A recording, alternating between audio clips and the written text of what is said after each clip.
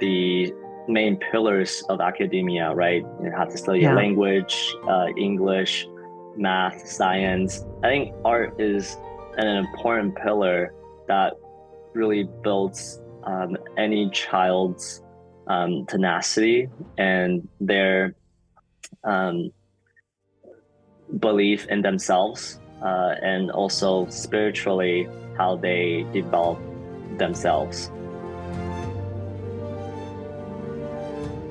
Hi, Ino. It's so lovely to see you again. Great seeing you, Petra. Thanks for having me. No, it's a pleasure. And it's such a lovely backdrop that you have there. Oh, thank you. Yes, it's a drawing that I did in acrylic. You can see it's Beautiful. a image of a bridge in fall and autumn. Yeah. In yellow and red colors. And the blues, and I mean, if you look underneath the bridge, it looks as if there's it just never ending, as if it's beautiful. Thank you so much. Mm-hmm. Is it something that you drew just from what you thought, or is it something that you saw? Yeah, it's part memory and part also a couple parks I've been to, and also just around my neighborhood, seeing the trees with fall leaves color that I put together.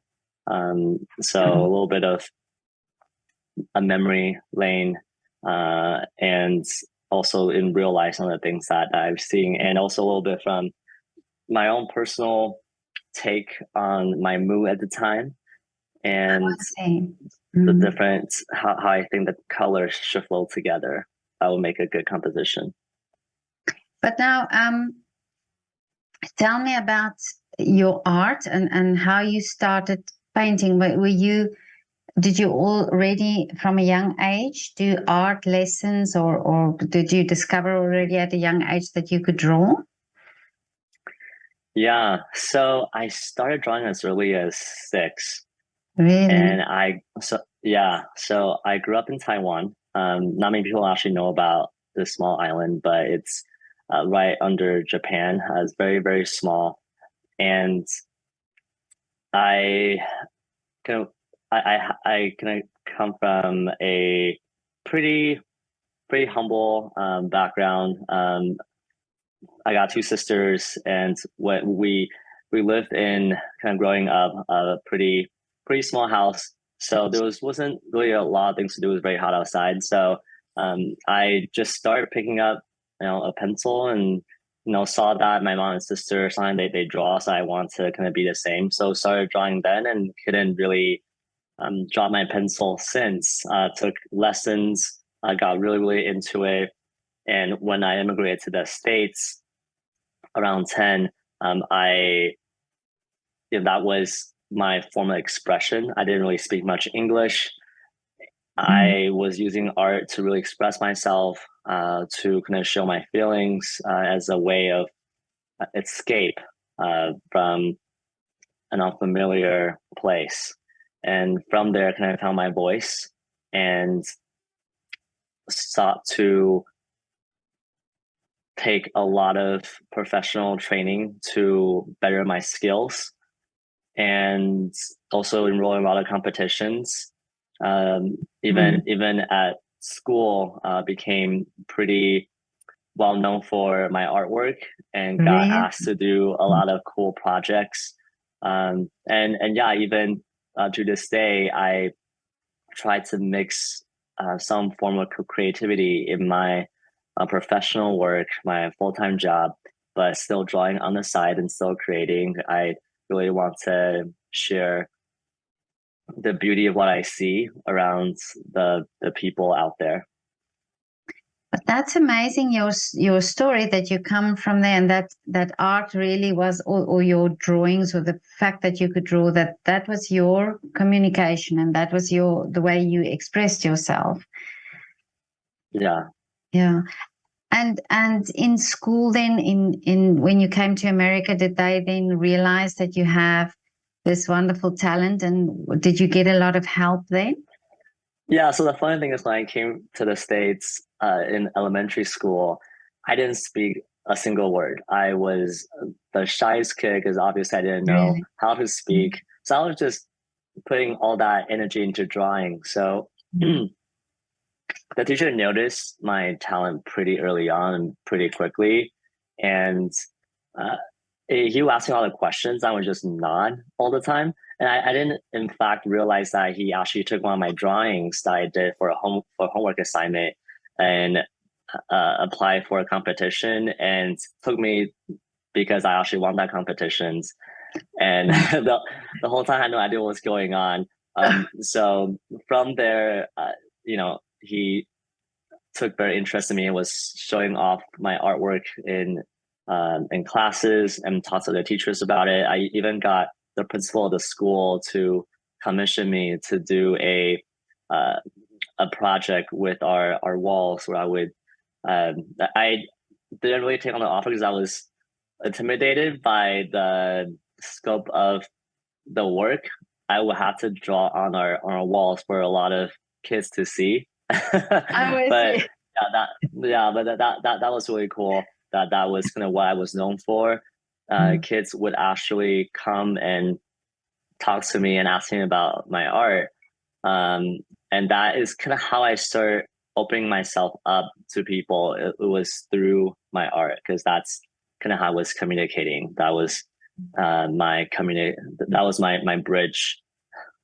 Amazing. And it's so wonderful that all forms of art really allow that, but now specifically you could draw and but now if you study art, so you had a natural way, so you look at the world and you see something and you can put it on paper or on canvas the way you see it.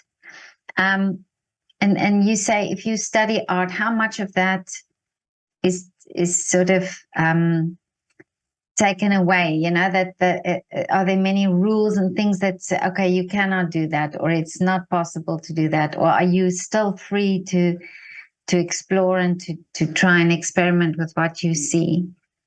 Absolutely. I experiment Yeah. all the time. So this is an example of a more impressionist style that I've done in my background, but I experimented with all sorts of themes, merging abstract with some impressionist elements, and also um, worked on putting different types of mediums that may not be traditional, working with digital as well.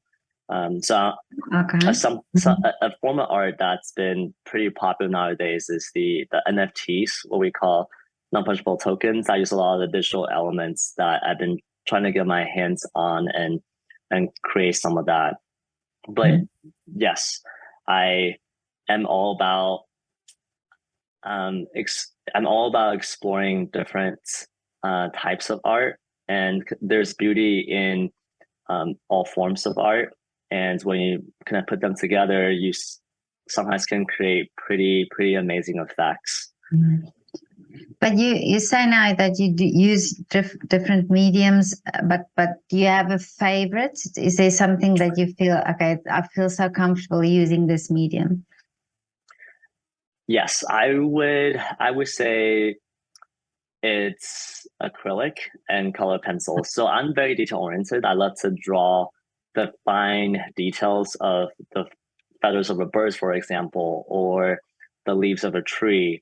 Um, and you can see that in all my artwork, just with every single stroke, just the detail and the layering that I've done. Similarly for acrylic, I like that medium because it's a lot like oil pastel.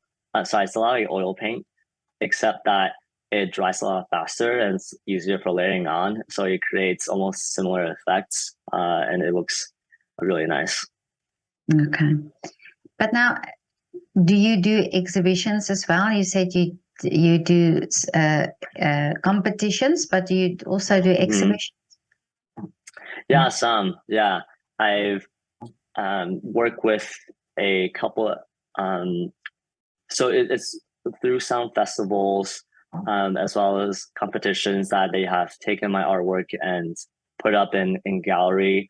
I done mostly in California, and also some online galleries as well, where I exhibited my work. Um, yeah, yeah, it was exciting to not only kind of share my artwork with the public, with the galleries, but also seeing some of the other great artworks displayed. And do you get then an opportunity to speak to people to hear what they think, or to Yes, how they, oh, is it? Yeah. definitely. Yeah. There's a certain like likeness with people that draw, in that they share a lot of passion in what we do. So it's quite remarkable when I talk to other artists to find out there's so many similarities in that, they also um, came from humble beginnings. They usually have some struggles in their childhood where it pushed them to create and to find their voice and their style, and their form of expressions, and that lends itself to them being a really amazing artist that either invents a new style, or it helps them get through their struggles, either through depression or anxiety, and it's a ways of for us to network and communicate with others and make lasting friendships. Mm-hmm. So it resonates a lot, just talking to some of these artists, art collectors, even, and especially when we draw in similar style, in similar way. Oh, yeah. But do you think in schools there are enough done for children to get this opportunity? There could be more time and also curriculum dedicated to exploring children's talents and their preferences for what they want to explore and could be good at.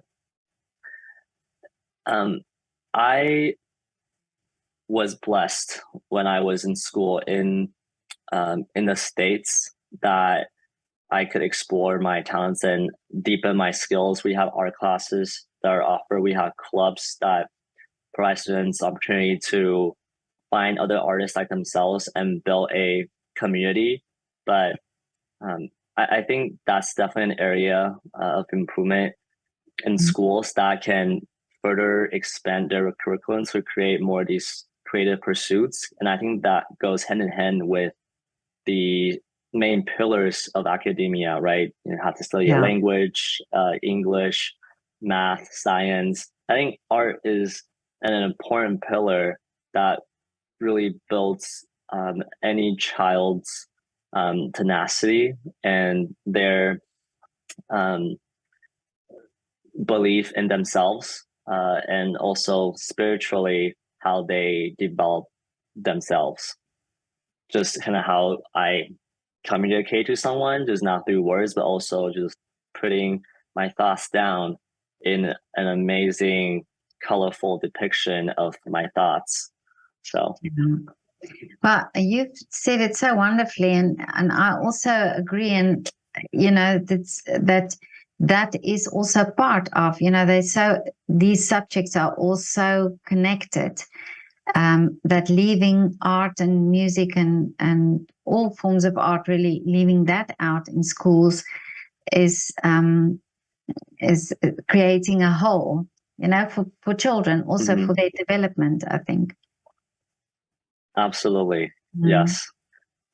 It was nice when I was going through school, to the one thing that I look forward to the most every day is actually after school, after I learn my math, science, and English and history classes, to come back to either go to my art class or go home and start drawing again. That's kind of where I find myself with the most creative juices. And I took that and apply it to do my math homework or English homework. It's where I start with something that I'm the most passionate about, is where I get the most creative with and what I like the most, and use that passion and energy and apply it to other aspects of my life. Yeah. But you don't do this full time? You have a job as well. So what do you do? Yeah. Yes. I am a product manager at a cybersecurity company called Palo Alto Networks, where I work on mergers and acquisitions. So it sounds very, very far from drawing, but some of it does require creativity that I borrow from drawing. So I do that for my tell me full-time. how do you do that? Yeah. So a lot with my job is looking at companies that we acquire and look to integrate within our company. And as we're doing that, we kind of launch different products to market. So it's a lot of designing and thinking about how we can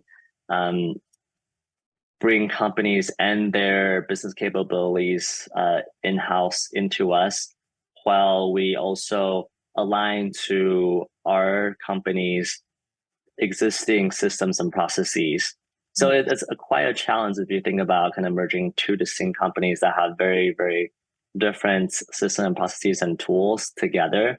And a lot of that requires creativity, and and a lot of that comes from drawing and art, figuring out what sort of colors work better together, what kind of what lines and shapes will make this image attract the viewer's attention better, let's make it stand out a little bit, really captures the underlying meaning of what you're trying to convey. So if a lot of people don't really see,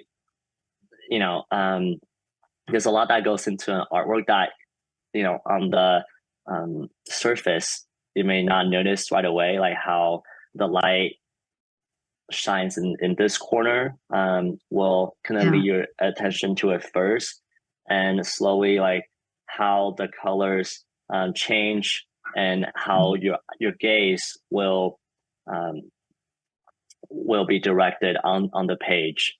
So similarly, on for my line of work, I also take some of that design elements to identify what are the most important things that will attract my customers' attention and focus my effort on that, and how be able to quickly identify what is the good balance between the two companies to figure out a great creative strategy to integrate the two. But this is so interesting that you say that, because this just proves why people should be doing some form of art, because it just stimulates the brain in a way that you can then solve these problems. Exactly. I think doesn't matter what line of work you're in. I think there's a creator within all of us. We all have to come up with creative strategies in whatever work that we're doing. And I think people say you're either left brain or right brain, but I believe all of us have a more, some creative right brain side where we bring to our work is not what we do, like how we view beauty, how we solve solutions in very strategic ways that would require us to be creative, and just kind of how we even form relationships is a type of form of expression and type of creative way of kind of who we resonate with more and who we connect with more. Yeah, no, absolutely. And even if you think, somebody also mentioned that even in science, for researchers, they have to have this ability to think creatively, try and get to solutions and so on. So yeah, this is so interesting that you're saying all this. It just reinforced what I really want to see happening in schools, that that all forms of art are recognized as not just a side subject, not just something for 1 hour in the week, but really, very much part of the curriculum. Yeah, that would be great. Yeah. But now, so tell me, what are you busy working on now? Or how do you work? Does it just come now? I want to try and experiment with this, or do you have specific works that you work on at the time? Are you talking about with my regular job, or No, just in terms of with your paintings, yeah, with your art? my painting? Mm. Yeah. So I do try to make time after work to kind of dedicate more of my time to drawing, and also um, sharing it online and across all the platforms that I have with the world. But yeah, I think I'm trying to focus more on digital illustration nowadays, just because I think that's like a big trend of where it's going, and also where I think it's very fun. You can do a lot, especially with digital illustration.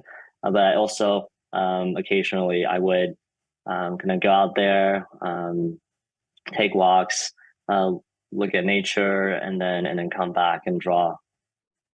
Okay. Do you take pictures when you go on walks and then draw from the pictures? Yeah, Oh, you do? Okay. yeah, definitely. Yeah, either take pictures and look at them as inspirations.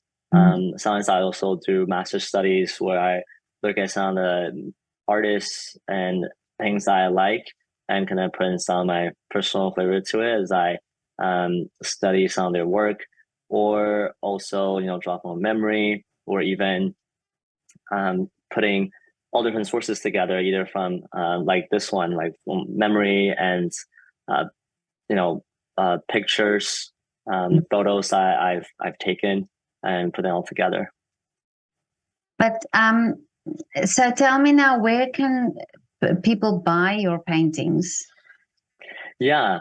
I have a website. It's called inochang.com. You can view my portfolio there. I have a shop on there that you can go to. I also have an Etsy store. It's yeah,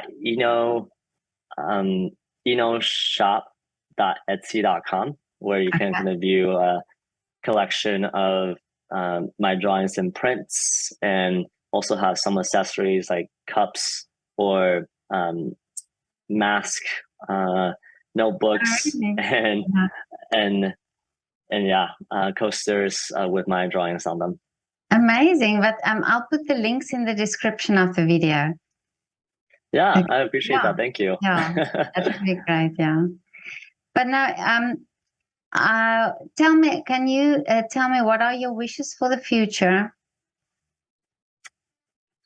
Wishes for the future. Yeah. I really want to share more of my artwork and vision with other artists out there, and also people who are exploring art, that you should keep doing it, for one, and two, to never give up. And either through just I incorporate some of the quotes in my drawings, or also kind of promote this on my social media, is to kind of encourage young artists or people who are already established. Doesn't matter what stage you're at as an artist, that you should never give up on your talent. You should keep pursuing it, even to if you're a beginner, to even try it out, and see that it's such a beautiful gift, and anybody can be a great artist if you just put the time into it and really explore within yourself. And it will really really change you, kind of how you view the world in different shapes and colors and sizes. It makes you more open to what's out there. And another vision is that I have the strongest passion for education. I actually used to Really? teach kids, yeah, not just in all different subjects, college admission, but also in art.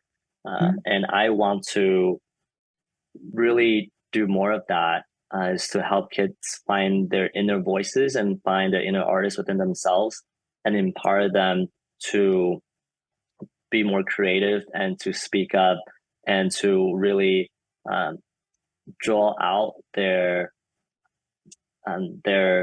dreams and to live their dreams. Don't ever let anything get in the way of that.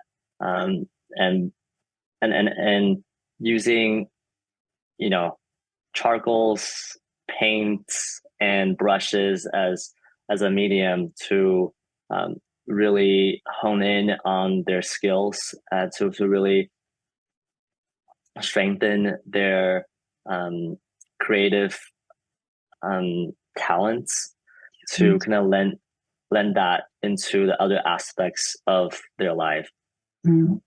That's So wonderful. That's wonderful. I'm 100% with you on that. I think that more should be done in that. And, you know, sometimes I think the misconception or that it's about the creating and it's about the using these mediums and doing something, but not necessarily having the pretty picture to sell or to the, you know, that everything has to be, but it's about this experience of, like you say, being able to use charcoal, see what it brings and what I can create with it.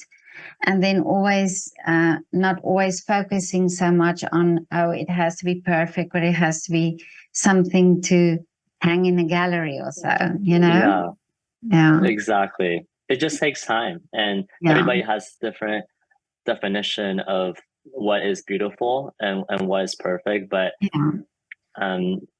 my girlfriend always tells me that don't let perfection be the enemy of good. So there's no such thing as being perfect, but you should just keep doing what you're doing and keep practicing. And practice makes perfect, right? So eventually that you'll get there, and it's like your own definition of what is good and what is great. Yeah, no, that's true. But so I just have one more question for you. Can you do a shout? Can you do a shout out for your favorite restaurant or coffee shop, either in the area or on the holiday that you just came from? Where was the best? Where was the best restaurant you had in Europe?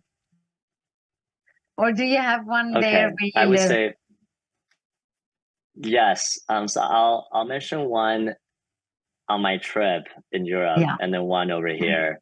So favorite restaurant in, I would say it has to be in Paris. It's a place called Soufle, and really has the most delicious, mouth-watering souffle I've ever had. I got a chocolate souffle, and it melted in my mouth.